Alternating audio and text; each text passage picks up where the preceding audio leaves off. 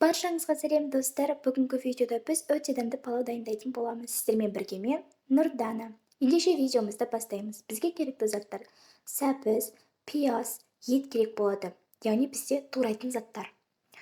Ең бірінші біз осындай көкөністерімізді ашып, суымызға салып аламыз. Және де етімізді де жуып, турап аламыз. Еттің көлемін өздеріңіз қалағанша турайсыздар. Мен видеода көрсетілгендей етіп турап алдым. Келесі сәбізді тураймыз. Сәбізді сіздер өздеріңіз сопақ етіп алсаңыздар болады. Және де осылай видеода көрсетілгендей етіп ұзын пішінді болып шығуы қажет. Әрине, бәрі өз қалауларыңызша. Неге осындай өте керемет болып шығу үшін осылай видеода көрсетілгендей етіп оңай әрі тез жолмен турасаңыздар болады. Одан соң пиязды да турап аламыз. Енді рет-ретімен қуырып аламыз.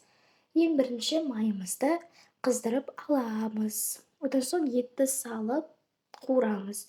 Одан соң пиязды саламыз, жақсылап араластырамыз, сәбізді саламыз, жақсылап араластырамыз. Және де одан соң жарты қасық көлемінде тұз саламыз, жақсылап араластырамыз.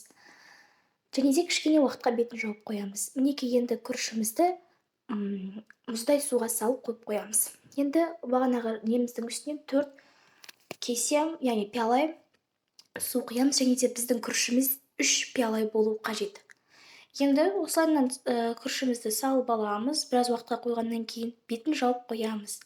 Мінекей біздің палау дайын.